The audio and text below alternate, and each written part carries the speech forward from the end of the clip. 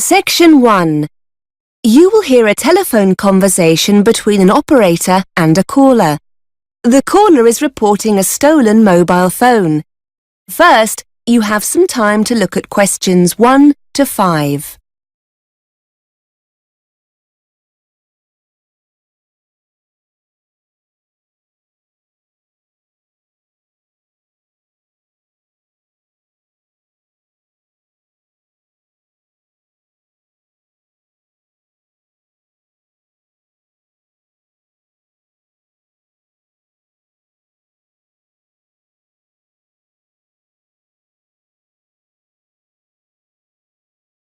You will see that there is an example that has been done for you. On this occasion only, the conversation relating to this will be played first. Good morning, Z Mobile Services. This is Tess speaking. How can I help? I want to report a stolen mobile phone. Could you confirm your postcode, please, sir? It's CN2 1EB. The caller's postcode is CN2 1EB, so CN2 1EB has been written in the space. Now we shall begin. You should answer the questions as you listen, because you will not hear the recording a second time. Listen carefully and answer questions 1 to 5. Good morning, Z Mobile Services. This is Tess speaking. How can I help? I want to report a stolen mobile phone. Could you confirm your postcode, please, sir? It's CN2 1EB. Thanks. And your house number? 34. OK. Can you give me the telephone number of the phone that was stolen?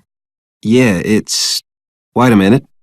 It's 07890 07890 623 623 570. 570. OK. So it's 07890 623 570. Yeah, that's right. Can you just confirm your name? Yeah, it's Thomas Green. Is that Thomas spelt Thomas? No, there's no H. It's just Thomas. Thomas. OK. So you said your phone was stolen? That's right. I reported it to the police this morning. That's good. I'll need to take down your crime reference number. I've got it here. It's CZ CZ dash 17624 17624 dash 5. 5. Thank you. Let me run through that again. CZ dash 17624 dash 5. That's it. Just a few more details. Can I have your IMEI number? Oh, what's that? It's the International Mobile Equipment Identity Number. It's Sorry, I don't have it. Not to worry. We'll deal with that in a moment. I just need to have the date and time your mobile was stolen. That's easy. Between 1 and 2 o'clock yesterday. That's 1 to 2 p.m. on the 16th of August. Thank you. Before you hear the rest of the conversation, you have some time to look at questions 6 to 10.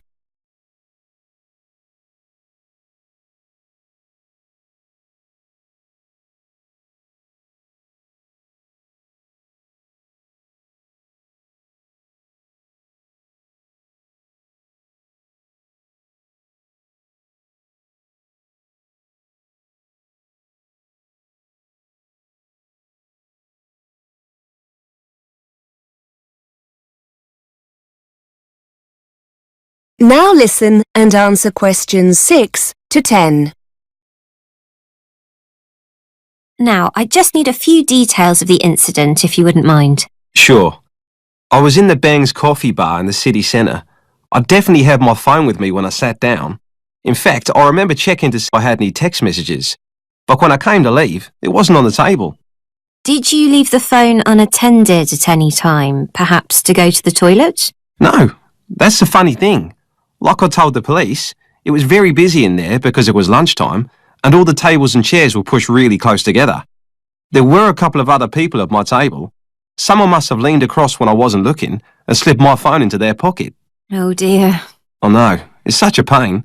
I suppose I'll have to pay for a replacement. Fortunately, you're covered by our 12-month care plan, so there won't be a charge for replacing it this time. But I have to tell you, if it happens again within the next 3 months, you may have to pay a fee. Fair enough. How soon can you send me a new one? We've got 2 options. You can get it sent by courier for next day delivery for a small fee, or we can send it in the standard post free of charge. You should allow about 5 days for it to arrive. That's a bit difficult. I'm going back to Australia the day after tomorrow to see my parents for a month. Any chance you could send it to their address? No, I'm sorry. We can only send replacements to UK addresses. In that case, I'd better have next day delivery then.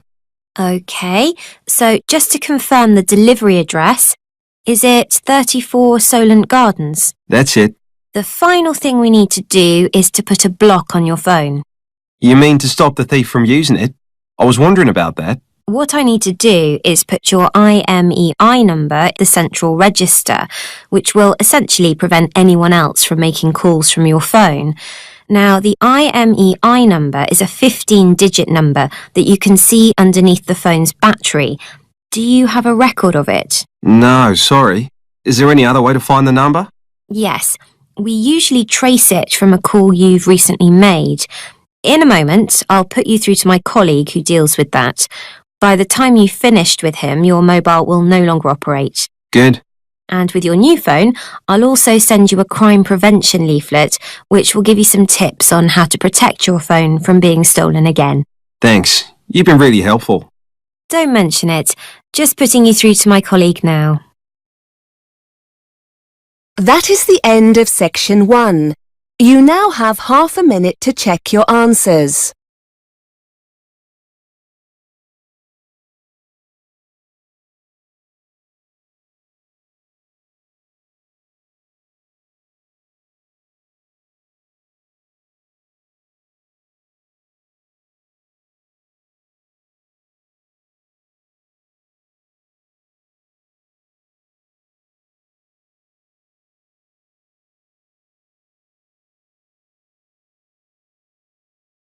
Now turn to section 2.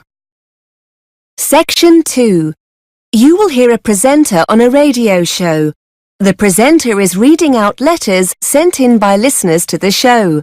First, you have some time to look at questions 11 to 16.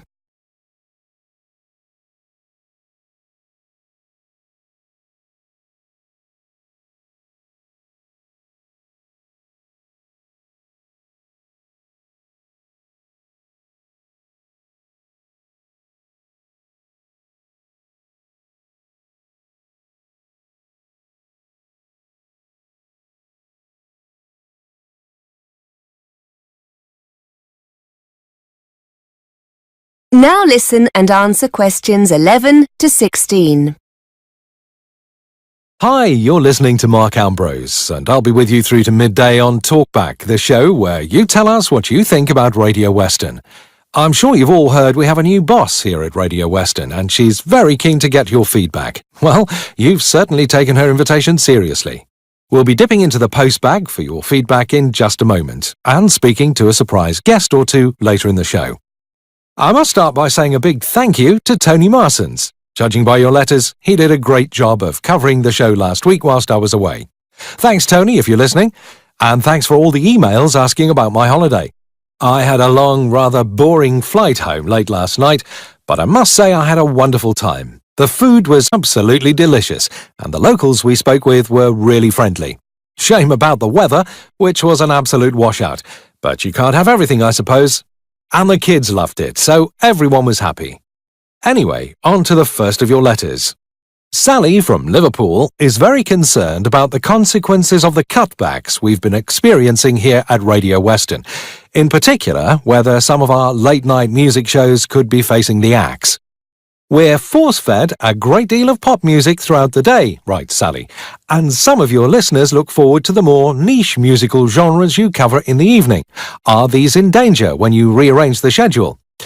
Not at all, Sally. In fact, look out for 1 or 2 exciting new shows over the coming weeks. We've got a brand new classical music show coming soon, and the return of the ever-popular Chris Green with his show on international folk music. And of course there's Carol Whittaker's History of Jazz every Friday night. Hopefully this will put your mind at rest, Sally. Before you hear more of the radio show, you have some time to look at questions 17 to 20.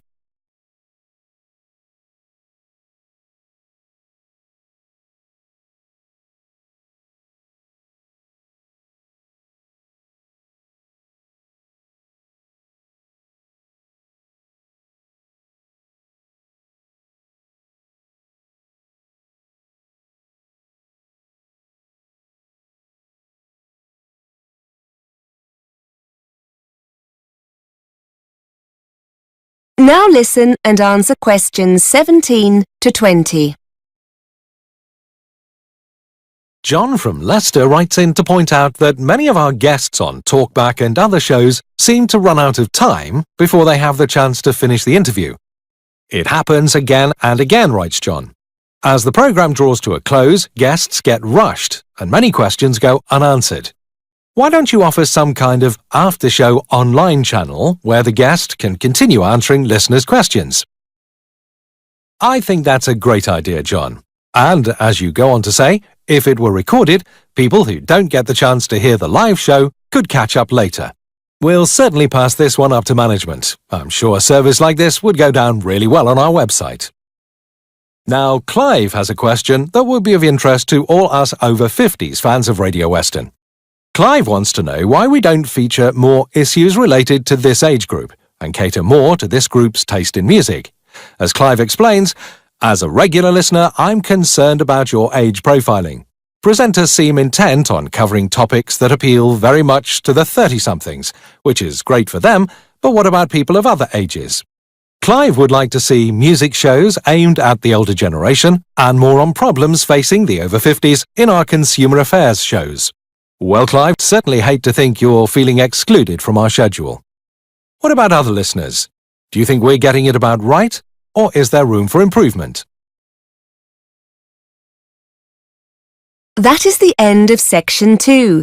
You now have half a minute to check your answers.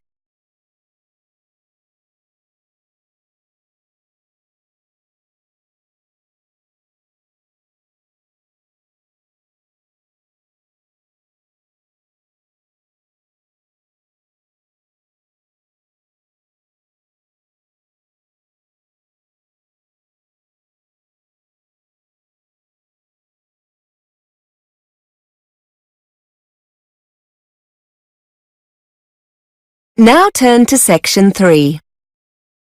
Section 3.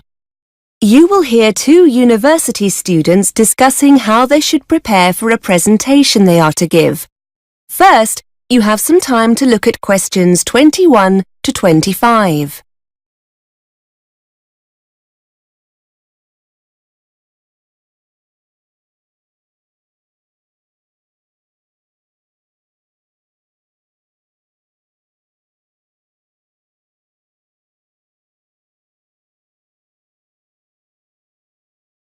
Now listen and answer questions 21 to 25.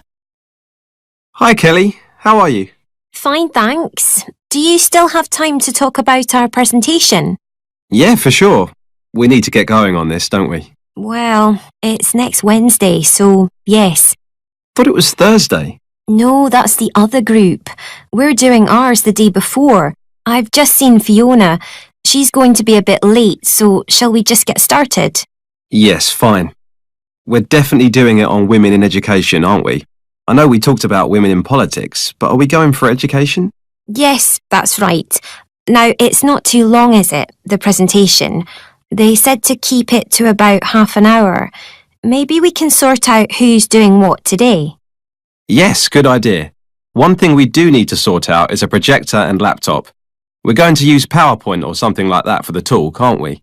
Yes, we could book a projector and laptop from technical services if we needed them, because it's not in the lecture theatre, is it?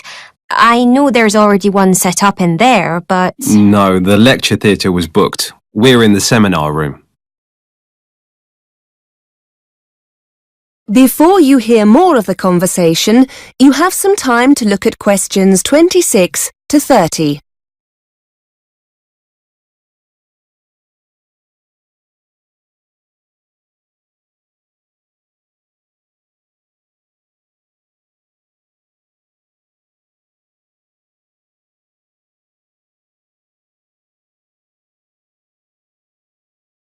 Now listen and answer questions 26 to 30.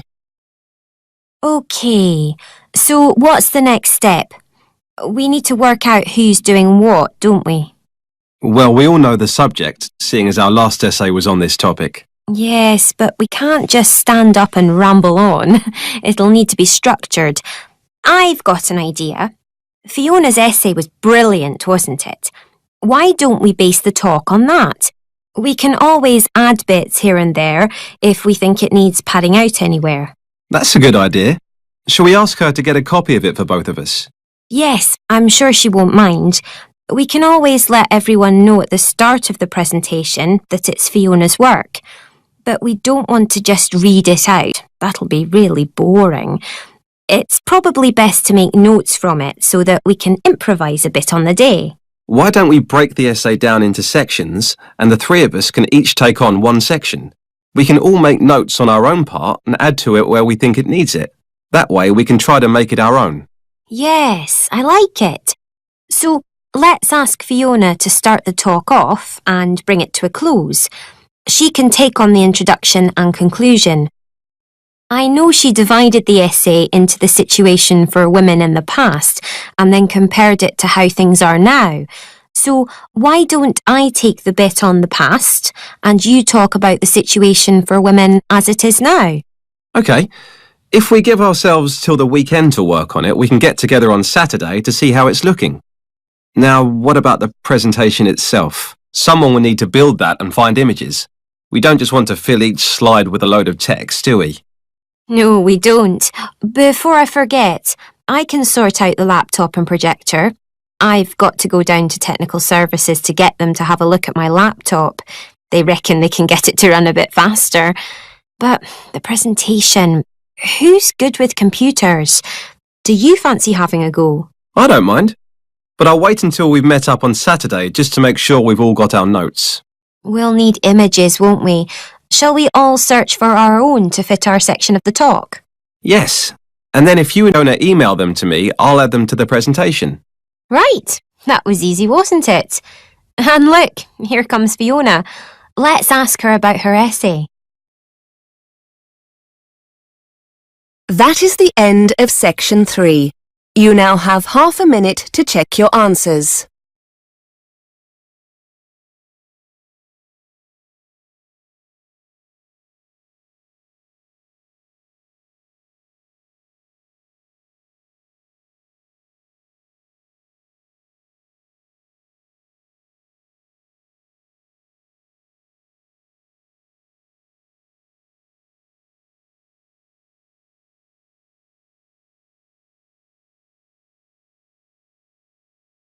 Now turn to section 4.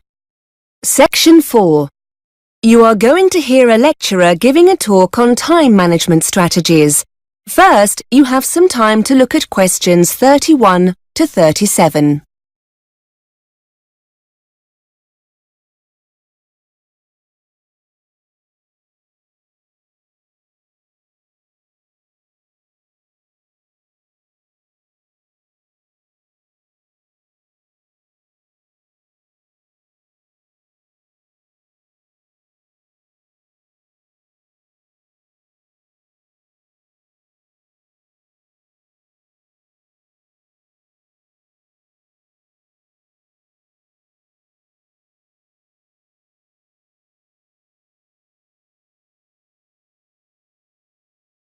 Now listen and answer questions 31 to 37. Hi everyone. Today Mark has come in to talk to you about time management strategies. If you remember, in the introductory session, I told you the difference it can make to your studies, so this is an incredibly important session. Thanks, Mark. Hello. Yes, I'm Mark. I lecture over in the business school, but I have a bit of a reputation for being rather evangelical about time management, and I'm often invited into other courses to talk about it. So, here I am. You've now come to the end of your first week at university, and you've probably noticed how different it is from school or college. For some people, this step up comes very naturally, but in our experience, many students find this new regime a challenge. People aren't watching over you anywhere near as much, and you're expected to be far more responsible for your own learning. Research I've carried out shows that 65% of male students have poor time management skills. It's not quite so high for females, but still, a majority of 55% would benefit from developing these skills.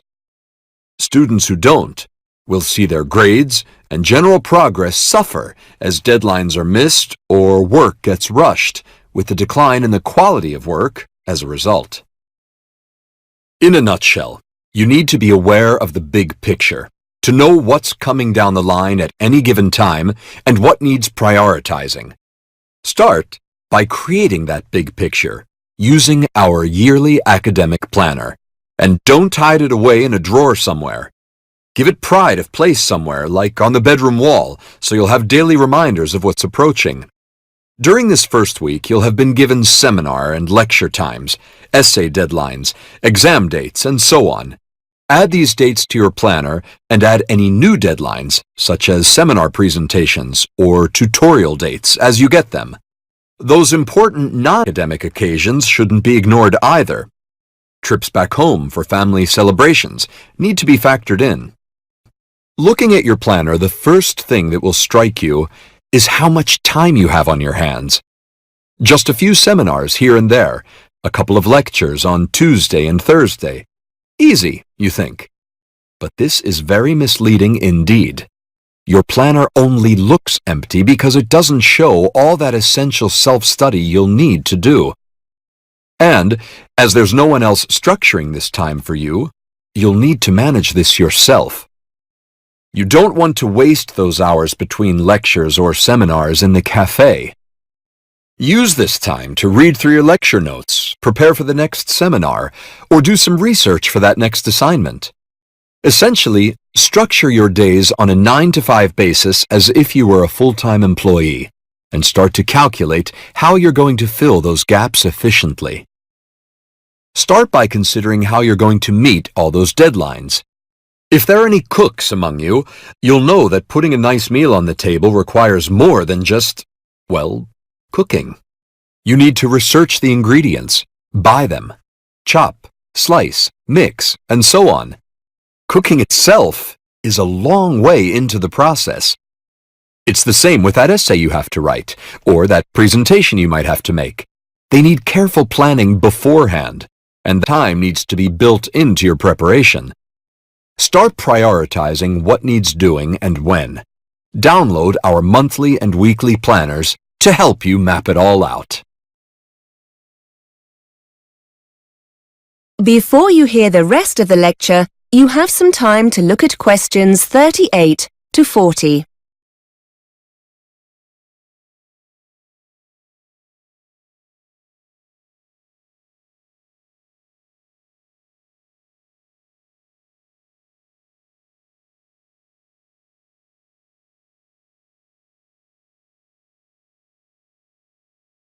Now listen and answer questions 38 to 40. And here's an important point. When you're planning what to do, be task-oriented rather than time-oriented, and set achievable goals. Finding images for a presentation, for example, is measurable. Simply writing research 10 a.m. to 11 a.m. isn't. This task-oriented approach will be immensely helpful, forcing you to break your preparation down into individual, achievable steps. Try to assess when busy periods are likely to occur, such as the week leading up to an assignment deadline. Are there any evenings during the week you could put aside for extra work? And, just as importantly, make a note of any times you won't want to be working. You'll need time for you. Sessions in the gym, evenings when your favorite programs are on TV. Don't forget to schedule in time for non-academic activities like going shopping or doing the laundry. It's best to have a fixed time each week for jobs like these, so they don't interfere with your academic work. Finally, decide where you're going to do your self-study. Will you be distracted by the TV, the internet, or friends if you stay in your room? Perhaps the library will be a better place. Anywhere that encourages you to prevaricate should be avoided at all costs. Starting with the big picture and then working towards individual goals will leave you feeling in control, rather than being pulled here and there, firefighting as the next deadline looms. That is the end of section 4. You now have half a minute to check your answers.